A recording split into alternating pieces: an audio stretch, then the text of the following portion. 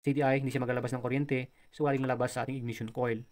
Hello mga kabasic, welcome again sa ating YouTube channel, Motorcycle Basic Mechanic, wherein we can learn repairs and tutorials and vlogs. Please subscribe and click the bell for the updates to our latest videos. Thank you so much and God bless everyone.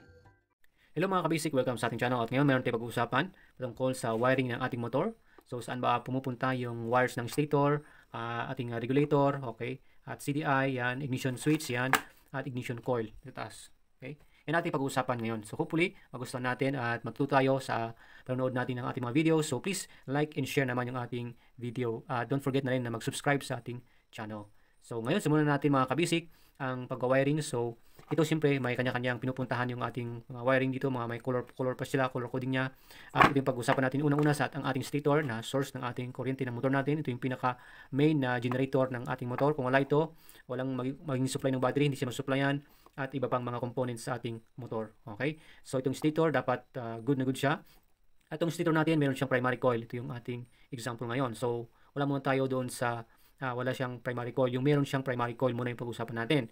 Ibig sabihin itong primary coil na ito ay separate ito na supply mismo ng ating CDI. Okay?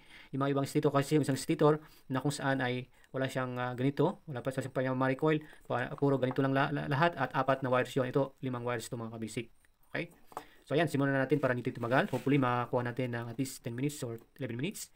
So ngayon itong ating block na may stripe na red. Okay, saan ito pupunta? Sabi ko nga, solid supply, pinaka main supply, easy supply, no? Alternating current galing sa ating magneto at sa stator, umiikot yung magneto natin. Kaya naglalabas ito ng kuryente na direct supply niya ng ating CDI. Yan, dito siya sa baba. Yung CDI natin, ito ay CDI na pang Honda at yung mga iba din na katulad nito na CDI, the same lang din naman ang wiring niya. Okay, ayan. So, ayan, so dyan yan, supply yan ng ating CDI. Yan yung input na supply niya. So, ngayon, may supply na siya, no? So, siyempre, hindi gagana itong ating CDI kung walang magtatiming ng ating kuryente. Kaya meron tayong blue na may stripe na white din. Galing sa ating stator. So, dyan yan sa taas. Okay, yan sa taas yan. So, yan.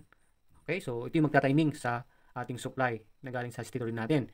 So, ngayon, tatiming niya, siyempre, kung walang ground, hindi siya magtatiming. So, kailangan ng ground, ilagay natin sa baba. Sa baba yung ating ground. Yan. Yung dalawang yan is ground yan. Yan tayo sa baba. Itong green na may stripe na white. So, yan, sa blue sa taas. At ngayon, meron tayo dyan sa side. Okay, kanan. Ito naman yung pupunta sa ignition coil. Yan. Yan. Yan ay black na may stripe na yellow mga kabisik. Okay, papunta dito, taas. Okay, yan. Pupunta sa ating ignition coil. Okay, dito naman sa side naman, sa taas ng ating primary coil, saan naman yan? Anong ilagay dyan? Ito, ating ignition switch. Okay, meron dyan yung black na may stripe na white. Saan yun? Ito.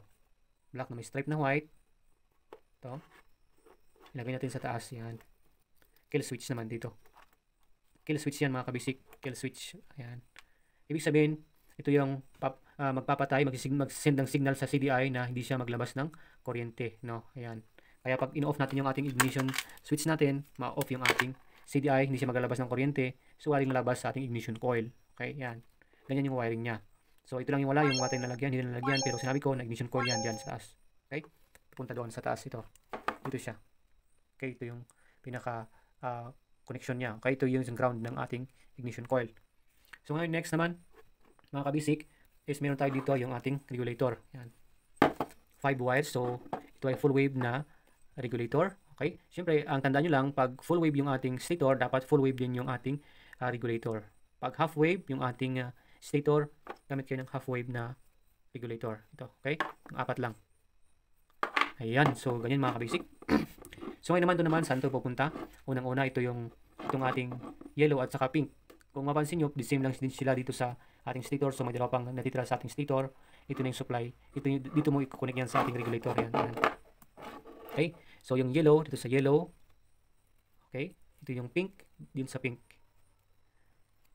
Okay? Walang problema pag magkabaliktaran. Kung ito ay dalawang yellow sa stator at pink at saka yellow ito sa regulator, walang problema. Kahit saan naman dyan. Okay?